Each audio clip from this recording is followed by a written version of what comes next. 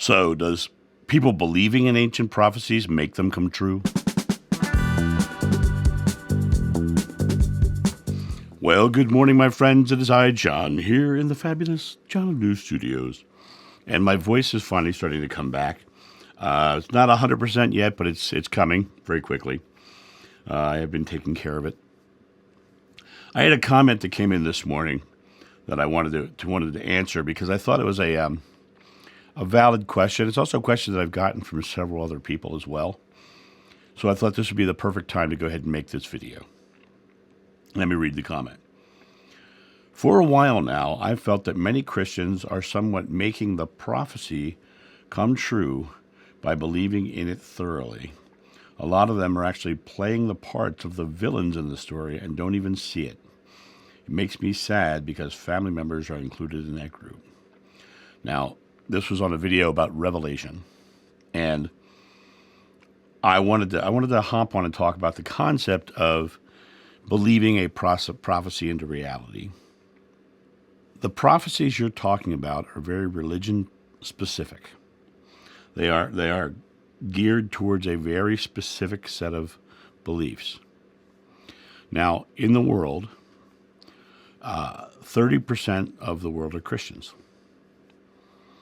And then all the rest of the religions go smaller and smaller from there. So that means 30% of the world has a belief. Of that 30%, less than half of those are practicing Christians, right? So now you're down to a minimum of 15%. 15% of the world, right? 15% of the world. That means 85% of the world is not believing the same thing as they do. And so when the reason you're asking a question like this is because the people in your life are focusing on that and creating that, and your sphere of influence around you is predominantly that. But that means you're sitting in the middle of the 15%.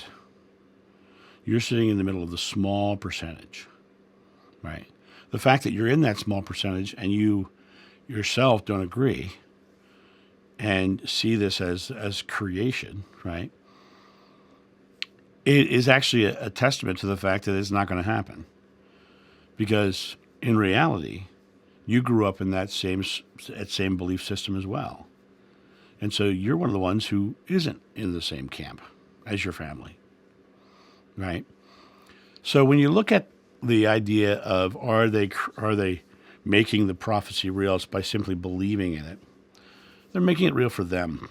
But as a whole, prophecy is just prophecy.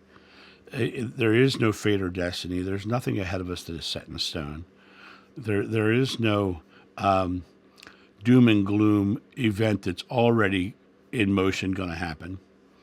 It's just choices and experiences. That's what the world is. And when you look at 15% of the people believing in those prophecies, right, they don't have the influence over the 85%. They do not have the influence over the 85%. So they're going to experience some rough things, rough times. They're going to interpret it as the negative prophecy coming to pass. But in reality, it's just stuff that's happening in their life, in their belief system. The reality of it is that the world is predominantly positive, and people are just living their lives. I often use the concept of driving to Cleveland for work. If I worked in Cleveland, had a job up there Monday through Friday, I would probably pass 1,000 cars on the road on the way there and back every day. And every day I might see one accident on the side of the road. Probably not even every day, but let's just say every day. Tonight on the news, the thing that's going to make it is the anomaly. They're going to be talking about how terrible that car accident was and how horrible that is. What they're not saying is that 999 cars made it safely to their destination with no problem. We are more likely to end up with a positive future than a negative one because everybody wants it. Everybody's focusing on it. And what you're experiencing is being around people who aren't focused on it. In other words, you're sitting inside of the anomaly. You're looking at the people around you who are calling for doom and gloom, and but the real key is, make your life bright, make your life so shiny and bright and happy that if they're mad at you for being happy and joyful and creating a life of beauty, then you have to go, okay, well, whose spirituality is working? I'm happy, I'm joyful, I'm having a good life, and they're mad and angry because I'm happy and having a good life. Whose spirituality is working? The idea of the collective energy creating the prophecy into reality, the 15% are never going to overpower the 85. And that's really just something you need to consider. There's a small percentage. The other thing is, living in the United States, we are a Christian predominant country, which means you're going to have those probably a higher percentage here, but that doesn't mean it's any higher than 18%. So really, I would not worry about what anybody else is thinking.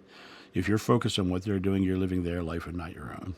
Just make your part of the world so bright so that they see you can live joyfully, you can live happily, you can live non-judgmentally, and show them the world that you want to live in by being it. That's my thought on this. You guys have a great day, and I'll talk to you soon. See ya. Bye.